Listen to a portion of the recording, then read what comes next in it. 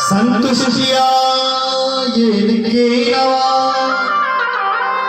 सर्वेन्द्रियोपसात्याचा तुष्यत्या सुजनार्दन। लिखा है महाराज जनार्दन आस्तु स्थिति। वो भगवान जनार्दन आप पर बहुत जल्दी प्रसन्न हो जाएंगे, खुश हो जाएंगे। कब? जब दया जाएगा, जब हम अपने अंदर दया को उतारेंगे। प्रश्न होता है कि ये दया किसे कहते हैं? दया की परिभाषा क्या है? तो पुराणाकार दया की परिभाषा देते हैं। परस्मिन् बन्धुवर देवा मित्रे द्वेषे विपो तथा आपन्ने रक्षतव्यं तु दयेसा परिकीर्तिता। दया किसे कहते हैं? आपत्ति काल, विपत्ति काल, प्रसन्नति काल में दूसरे की हेल्प करना, दूसरे का साथ देना, उसको दया कहते हैं। हम लोग कैसी दया करते हैं? जो हमारो अपनो व्यक्ति तय प्रथम खूब दया करता तय पाड़ेगो को कहता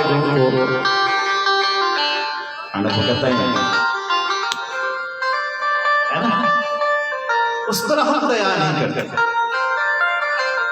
लेकिन ग्रंथ कह रहा है परस्मिन् बन्धुवर देवा, कोई अपना हो चाहे पराया हो, सब पर दया करना चाहिए।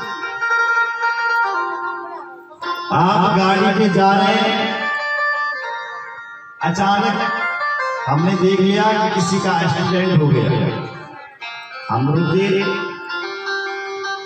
और देख भी लिया हमने कि फलाना व्यक्ति वहां पर उसके साथ दुर्घटना हो गई, हम सीधे भाग आ गए कि हमें जल्दी वर्ण लगे और घर पहुंचे नहीं हम करोगे फोन नहीं क्या हमारे जो व्यक्ति थे और जो रिश्तेदार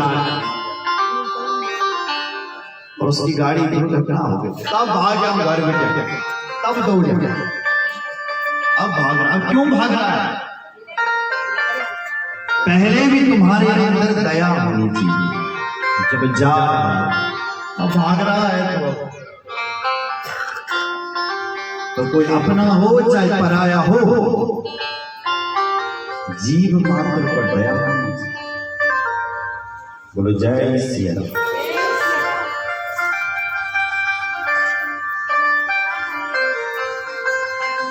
दूसरी बात कह रहे हैं संतुष्टिया येनके नवा। भगवान बोलते तुम्हें दिने हो ना, उतने में ही संतुष्ट रहना सीखो। बोलो जय सिया राम। भगवान ने जितना दिया है बहुत दिया है। हे भगवान, हम उतने के तो लायक भी नहीं थे, तूने तो उतना दिया है। या सचन के लिए ठीक है, तुम लगे क्या सोचना है? ये भगवान को इन तत्याग दिन हमें तत्याग हम लायक नहीं थे।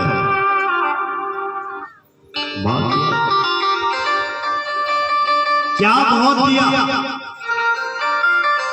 अरे दुनिया में कुछ लोग ऐसे हैं जो चल नहीं पाते, जिनका घुटना नहीं, जिनके पैर नहीं है। धन्यवाद करो ये उस ईश्वर का, हे भगवान तूने कितने प्यारे प्यारे पैर दिए, जैसा मर्जी ऐसा दौड़ो, जहां मर्जी वहां दौड़ो, तेरी बहुत बड़ी कृपा है। बताओ कुछ लोग ऐसे हैं जो हॉस्पिटल में पड़िया साल साल भर बैठे, ठीक नहीं होने लगे। धन्यवाद करो हे मेरे भगवान, तो कहाँ है? तेरा बहुत बहुत धन्यवाद है कि तूने मुझे स्वस्थ शरीर दिया हुआ है, चल फिर रहा हूँ, खा रहा हूँ, पी रहा हूँ, कितनी बड़ी कृपा है तेरी। बोलो जय सिया राम। अच्छा, कभी भी अपने से बड़ों लोगों को मत देखना, उनको देखोगे तो तुम फिर असंतुष्ट रहोगे, फिर तुम्हारे अंदर बोल कहेगा कि प्रभु तुमने दिया ही यार, उसको तो इतना दिया। अपने से जब नीचे वालों को देखोगे, आपसे जो नीचे हैं, जब उनको देखोगे तब तुम्हें भगवान की कृपा का अनुभव होगा। प्रभु आपने बहुत दिया है। सुन रहे हो? एक व्यक्ति था हरिद्वार में,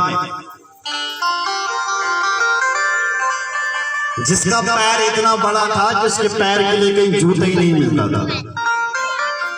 क्या नहीं मिलता था? परेशान हो गया, दुकानों में गया तो कहीं भी जूता नहीं मिला उसके पैर के।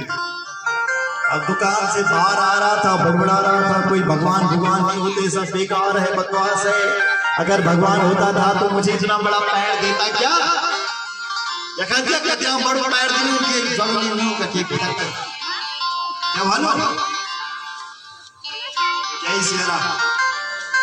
ऐसा बोल रहा था और दुकान से बाहर निकल रहा था।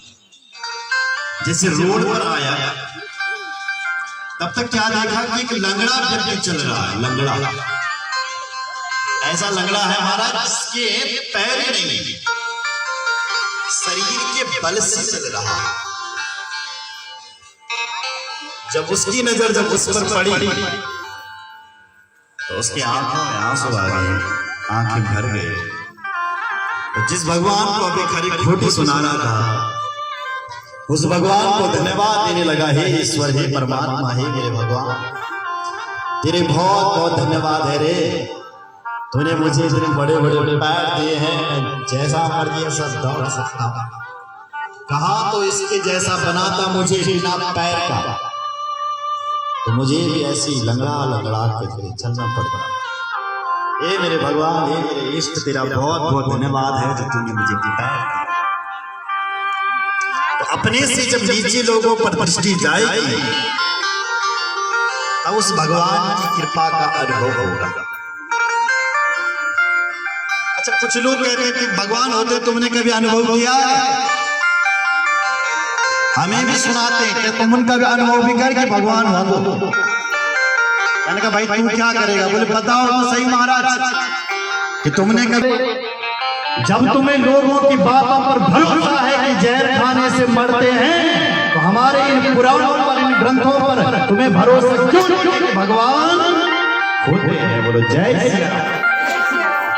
हम लोगों की यही समस्या है, लोगों पर तो भरोसा कर देंगे लेकिन अपने शास्त्रों, ग्रंथों, पुराणों इन पर भरोसा नहीं करेंगे।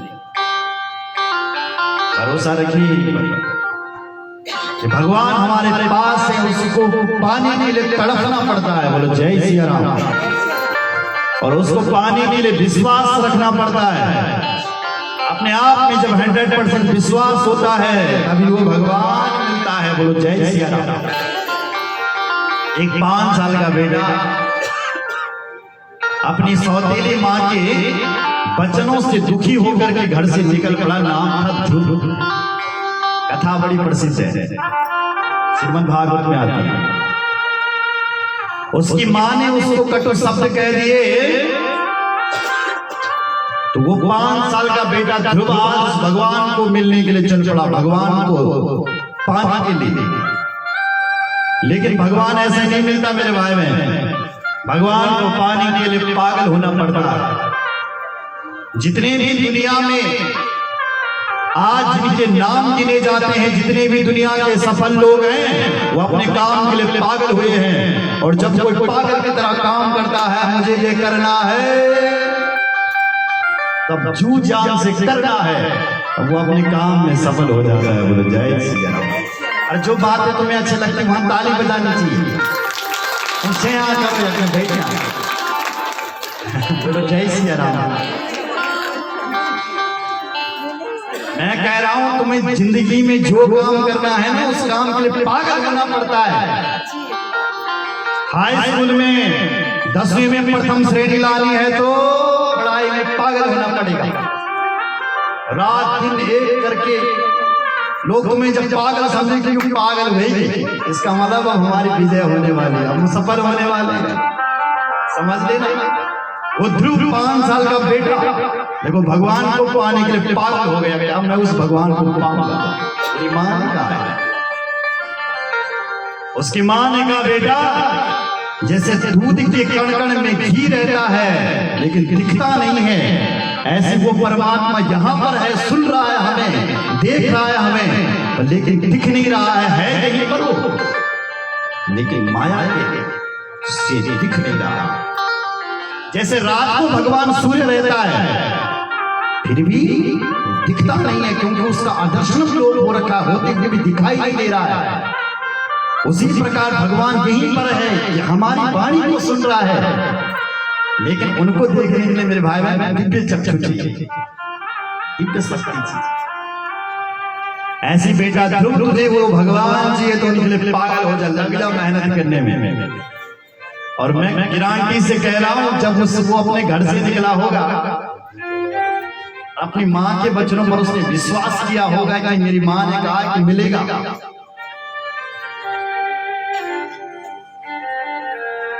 तो जब हम घर से सच्ची निष्ठा से जब कोई व्यक्ति काम करता है ना, देखो बैरूपिया नहीं बनता। मैं कल भी कह रहा था बाबा बनना सरल है लेकिन होना बड़ा मुश्किल है। संत बनना सरल है, संत का चोला कोई भी डाल देगा, लेकिन कौन संत है, कैसा संत होना चाहिए, ये बड़ा कठिन है। संतों के लक्षण श्रीमद् भागवत में बड़े बड़े विधि पे लिखे, तितिक्षवा कारुणिका सुहृद सर्वदेव नाम अजात शत्रवा साधव साधु भूषणाम। ये साधुओं के आभूषण होते हैं, इनको जो अपने जीवन में उतारता है वो साधु है, लेकिन दिखावा के साधु बनेंगे तो फैल हो जाओगे। वो ध्रुव सचमुच का साधु बना, उस भगवान को पाने की उसमें तड़प थी, और गिरानी से 5 महीने में भगवान को पा लिया। कितने महीने में? ध्यान ब्रह्म पदे ऐसा ध्यान लगाया उस भगवान का, खाना पीना तो दूर रहा, महाराज श्वास भी लेनी बंद कर दी उसने। उसने सोचा क्या करूं मैं, प्रलय मचाता हूं, करके दिखाता हूं। और जो लोग अपने काम के लिए पागल हुए हैं उन्होंने दुनिया बदल के रखी। इसलिए मैं आज भी कह रहा हूं लग जाओ, आपका जो लक्ष्य है जहां तक आपने पहुंचा आज से लग जाओ, काल करे सो अभी करो और चल पड़ो। अभी शुरू कर दोगे तो आने वाला भविष्य आपकी लाइन बन जाएगी, आपके लिए मंच खाली होगा, आपके लिए तालियां बजेगी यदि आपने अभी से मेहनत करनी शुरू कर दी। चाहे आप भगवान को जाना, देखो भगवान को पाना तो परम लक्ष्य है, भगवान को पाना जीव का परम लक्ष्य है, लेकिन उससे पहले भी कुछ करके जाना है। जितनी भी 50 साल की माताएं बैठी है, 50-60 साल से ऊपर, आपका एक लक्ष्य है उस परमात्मा को पाना। और जितने 30 साल तक अभी बैठे हैं, आपका एक लक्ष्य है कि अपने आप को बदलना। बोलो जय श्री राम। मैं तुम्हें ये नहीं सिखाऊंगा कि खाली हाथ आओ, खाली हाथ जाओ, चक्कर करी नहीं, कुछ ये सिखाने के लिए नहीं आया हूं। मैं तुम्हारा नींव को मजबूत करने के लिए आया हूं। बस तुम्हें ऐसा पढ़ाना है कि तुम अपना जीवन को बदलना है और कुछ करके दिखाना है। बोलो जय श्री राम। जो तुम आज तक नहीं कर पाए वो तुम्हें अब करके दिखाना है। बोलो जय श्री राम। विधायक बनना चाहते हो? बद्री जी विधायक बनना चाहते हैं आगामी कभी? मैं कह रहा हूं अभी से अपनी नींव मजबूत करनी पड़ेगी। उसके लिए आपके लिए सीढ़ियां लगेंगी, एक एक सीढ़ी को मजबूत करना पड़ेगा। एक मूर्तिकार था, मूर्ति बना रहा था। वो क्या बना रहा था? मूर्ति। तो उस कारीगर था, उस मूर्ति बनाने वाले को 2 पत्थर दी गई। कितने पत्थर? 2। उन्होंने कहा भाई कुछ लोग गए थे यहाँ से, बोलो जय सिया राम, जोर से बोलो और जोर से, कितना जोर है तुम्हें उतने से बोलो। हाँ, राम मंत्र से बहुत शक्ति मिलती है, आप अनुभव करिए। अच्छा, कुछ लोग गए थे एक कारीगर के पास कि महाराज हमें सप्तेश्वर महादेव का मंदिर बनाना है जलवाल गांव में, आप महाराज मूर्ति बनाओ। और ये हम राजस्थानी पत्थर ले आए मूर्ति बनाने के लिए। 2 पत्थर दिए एक ही कारीगर को, सुन रहे हो? जो मूर्ति बना रहा था उसने कहा ठीक है, देखते हैं कौन से पत्थर की मूर्ति बनती है। ये मेरी तरफ देखो, सिर्फ मेरी बातों को ध्यान से सुनो। पत्थर पर हथौड़ा मारा, किसने? कारीगर ने। मूर्ति बनानी है। मूर्ति से आवाज आई, मैं दर्द नहीं सहन कर सकता। पत्थर ने आवाज दी, मुझसे दर्द सहन नहीं हो रहा। तो मूर्तिकार ने, जो मूर्ति बना, उसने वो पत्थर साइड कर दिया, इसका बस का कुछ नहीं, ये पत्थर बेकार है। अब जो दूसरा पत्थर दिया था उस पर मूर्ति बनाई, उससे कोई आवाज नहीं आई और उसने दर्द सहा उस पत्थर ने, हथौड़ी का, इसलिए वो पत्थर मूर्ति बन गया। अब जब भक्त लोग मूर्ति ले जाने के लिए आए तो मूर्ति को उन्होंने कहा मूर्ति बन गई, बोले बन गई है आपकी मूर्ति। मूर्ति को ले जाने लगे, अचानक उन्हें याद आ गया कि हमारा एक दूसरा पत्थर भी दिया हुआ था। तो महाराज दूसरा पत्थर, कहा कि वो पत्थर कहाँ है? बोले वो ये है, उसने दर्द नहीं सहा इसलिए उसका कुछ नहीं बना, ये पड़ा। बोले हम उस पत्थर को भी लेके चलते हैं। क्यों? बोले इस पत्थर की तो मूर्ति बन गई, लेकिन जो ये दूसरा पत्थर है ना, ये नारियल फोड़ने के काम आएगा। किसके काम आएगा? वहां भी तो पत्थर चाहिए, तो ये नारियल फोड़ने के काम आएगा। तो दोनों पत्थरों को लेके चलेंगे। जिस पत्थर की मूर्ति बनी थी वो तो लगी मंदिर में, जिस पत्थर ने दर्द सहा वो तो लगा मंदिर में, जिस पत्थर ने दर्द नहीं सहा वो सिर पर फोड़ने के काम है। अब जब भी कोई भक्त जाता है लोटा तो धड़ाम सिर पर और दिन रात तोड़ते हैं भक्त सिर पर। अब अंदर की जो मूर्ति है वो मुस्कुरा रही है, हंस रही है, मंद मंद। क्यों? उस पत्थर पर हंस रही है, मेरे भाई यदि तू उस दर्द को सहन लेता उस दिन, तो आज तुझे भी मेरी तरह यहाँ मूर्ति बन करके मुस्कुराता होता। आज तूने उस समय वो दर्द नहीं सहा, आज देखो तुझे दिन रात ठुकना पड़ रहा है, तो दिन रात मार खा रहा है। बोलो जैसे, इसलिए भाई बहन, अगर तुमने सफल होना है तो आज से मेहनत कर लो, आज दर्द सहन कर लो। विद्यार्थी वही है जो पहले दर्द को सहन कर ले, पहले पढ़ ले, जब रिजल्ट आता है तब तो मुस्कुराना है। लेकिन कुछ लोग तब बंगा, क्यों? क्योंकि उन्होंने पहले दर्द नहीं सहा। इसलिए सफल होने के लिए महाराज अपना पड़ रहा है। बोलो जय सिया राम। आपके गले में जो आभूषण है, जो सोना लगा हुआ है, ये आभूषण गले तक ऐसे नहीं पहुंचा, ये सोने की भी बहुत पिटाई हुई है। और पिट करके जब इसने दर्द सहन किया, देखो आज गले में लहरा रहा है, आभूषण बन गया। इसलिए दर्द तो सहन करना पड़ रहा। बोलो जय सिया राम। झूठ बोलोगे तो कलह, इसलिए ब्रह्मा ने झूठ बोला। भगवान शिव ने इस ब्रह्मा को श्राप दिया कि जाओ, आज से तुम्हारे एक भी मंदिर नहीं बनेंगे, कहीं भी तुम्हारे मंदिर नहीं बनेंगे। और भगवान विष्णु के लिए कहा कि तुमने सत्य वचन कहे हैं भगवान विष्णु, जाओ हम आशीर्वाद देते हैं, जगह जगह तुम्हारे मंदिर बनेंगे। इतः परम ते पृथंगात् मनस्चा क्षेत्रामधिष्ठो सब पूजनम चा, जगह जगह तुम्हारा पूजन होगा, ऐसा भगवान विष्णु के लिए कहा गया। लेकिन मैं कहता हूं,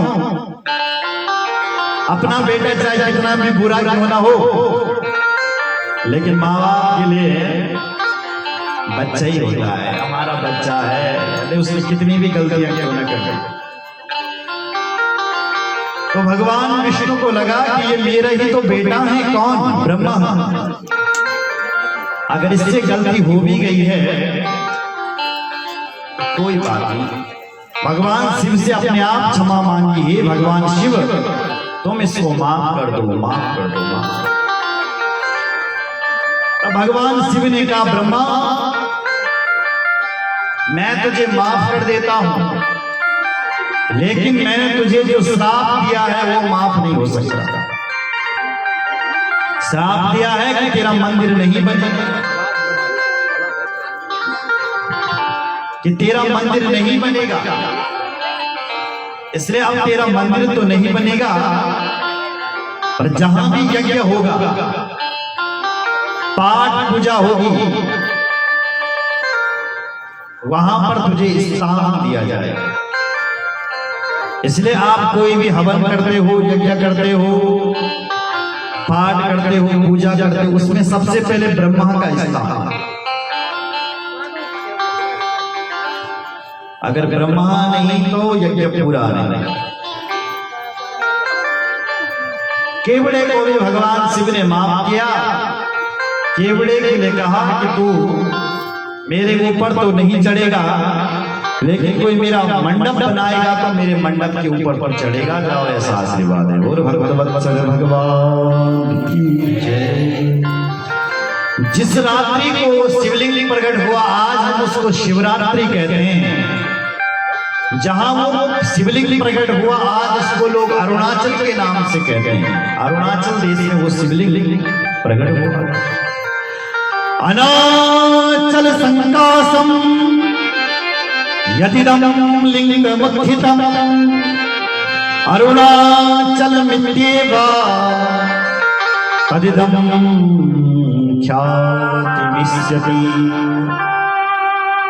अरुणाचल प्रदेश में वहां शिवलिंग प्रकट हो गया। बोलो जय श्री राम। भगवान शिव ने कहा ये इस रात्रि को लोग शिवरात्रि कहेंगे।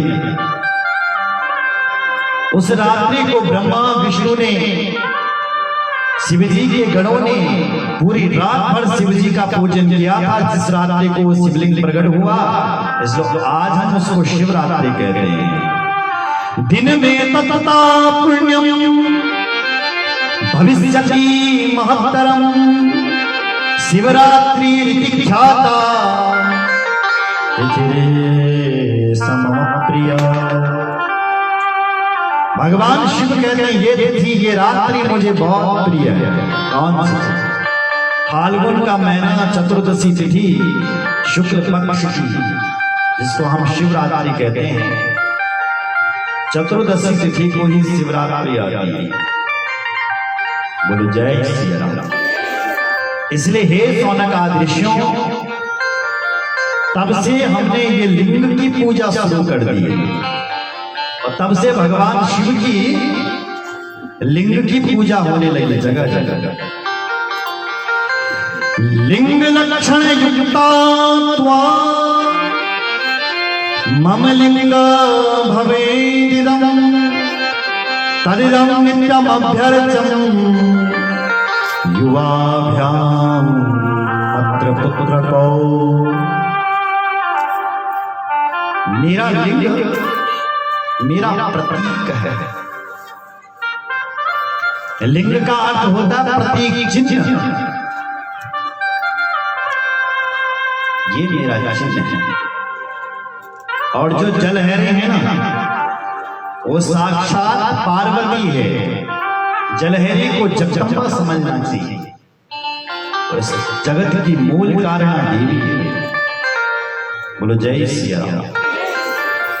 तदात्मक लिंग नित्यम मम सन्निधिकारकम महत् पूजा मिद नित्या मभेदा लिंग लिंगरम। जहां शिवलिंग विराजमान है, भगवान शिव कहते हैं वो मेरा क्षेत्र है। देखो महाराज, शिवलिंग आप किसी भी चीज का बना सकते हैं, किसी भी चीज का। शिव पुराण में अनेक शिवलिंगों के नाम दिए गए हैं, लेकिन नर्मदेश्वर महादेव जो शिवलिंग है, प्रत्येक शिवलिंग में आप जलहरी ऋषि की बना सकते हैं। अगर तुमने पत्थर का शिवलिंग लाया है तो शिव पुराण में लिखा पत्थर की ही जलहरी होनी चाहिए। अगर तुमने मिट्टी का शिवलिंग बनाया है तो मिट्टी की ही जलहरी होनी चाहिए।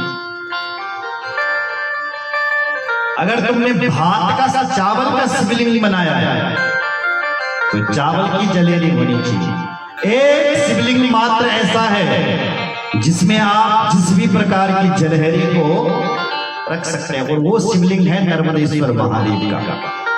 आजकल बाजार में बहुत मिलते हैं, नर्मदा का पत्थर है, मशीन में उसको गोलाकार देते हैं।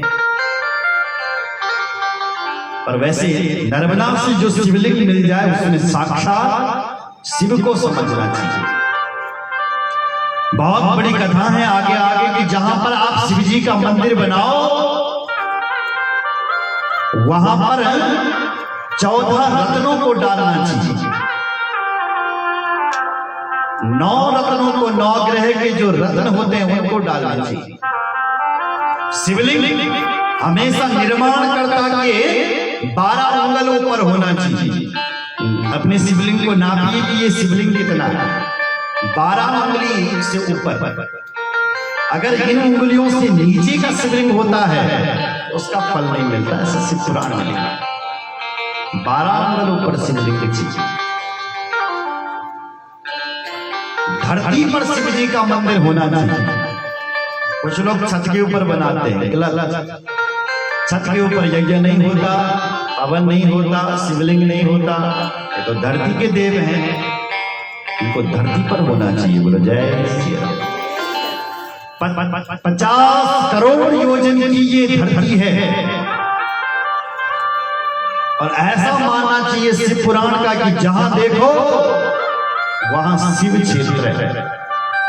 भाई बहन, जब तुम शिव जी पर जब जल चढ़ाने आऊंगे ना तो घर का भी बटिया मिलियन बोल भरी सुना खाली लोटा लाना। शिव जी के मंदिर के आसपास जो जल बह रहा है वहां से जल भरना। क्यों? क्योंकि जहां शिवलिंग की स्थापना हो जाती है वहां का सारा क्षेत्र का जल गंगा जल बन जाता है। बोलो जय श्री राम। अगर किसी महात्मा ये जैसे हमारे पूज्य पाद श्री अवधेशानंद जी महाराज, ये आ जाए यहाँ पर शिवलिंग की स्थापना कर दे अपने हाथों से, दिव्य महापुरुष।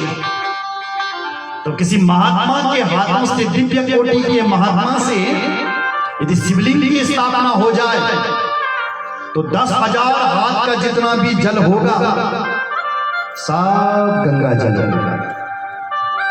10,000। और यदि तुम साधारण व्यक्ति यदि शिवलिंग की स्थापना करोगे, पंडित जी को बुला करके अपने आप गांव के परिकर आकर के, तो लिखा है 100 हाथ का जितना भी जल होगा सब गंगा जल। 50 कोटि विस्तीर्णम ससैव कानना शिवाज्ञया हि पृथ्वी लोकम धृत्वा चतुष्टति। शब्द शिव जी तत्र तत्र शिवो क्षेत्रम तत्र तत्र शिवासिना मोक्षार्थं कृपया देवा क्षेत्रा कल्पितवान् प्रभु।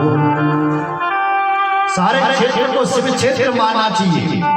अच्छा, कुछ शिवालय के मंदिर ऐसे भी होते हैं जहां पर शिव जी अपने आप प्रकट हो जाते हैं, ऐसा भी कभी होता है। तो उसको हम क्या कहते हैं? स्वयंभू। क्या कहते हैं? स्वयं, जो स्वयं प्रकट हो गया अपने आप, ऐसे को हम स्वयंभू शिवलिंग कहते हैं। ऐसी कई सिद्ध पीठ होती है, बद्रीनाथ, केदारनाथ, भगवान के द्वादश ज्योतिर्लिंग, या अपने आप शिवलिंग वहां प्रकट हुए हैं। हमारे गढ़वाल में भी कहीं भी। अच्छा, बोलो जय सिया राम। हमारे उत्तराखंड में जहां देखो वहां शिवजी रहता है। शिव तुम जिस जहां पर पूजोगे वहीं पर शिव रहता है महाराज। अरे एक बार क्या भगवान नारायण आए, कहां से? द्वारिका से। द्वारिका से जब भगवान नारायण उत्तराखंड में आए तो उत्तराखंड की धरती पर जहां पैर रखते हैं वहां शिव जी खड़ा होता है। शिव जी का सिर दिखाई देता है, शिवमयी सारी धरती। भगवान ने कहा मैं कहां जाऊं, क्या करूं, कौन सा रूप धारण करूं? तो भगवान नारायण को लगा कुछ ऐसा रूप धारण किया जाए जिसके पैर ही ना हो, क्योंकि जहां पैर रखता हूं वहां शिव दिखता है। क्या करूं, ऐसा कौन सा रूप धारण करूं जिसके पैर ही नहीं होते? तो भगवान कृष्ण ने नागरजा का रूप धारण कर दिया, सर्प का रूप धारण कर दिया, जिसके पैर नहीं होते। और शिव जी के जैसी इस धरती पर महाराज अपना स्थान रखा तो शिव जी खड़े हो गए, तो भगवान नारायण भी शिव जी के गले में चले गए। तब से शिव जी ने उनको अपने गले में धारण कर दिया। और भगवान नारायण इस धरती पर नागरजा रूप में पूजने लगे। गुरु नागरजा भगवान की जय। नागरजा के रूप में आ गए। तो यहां तो जहां देखो वही शिव है। अगर किसी ने शिव जी का भक्त बनना है तो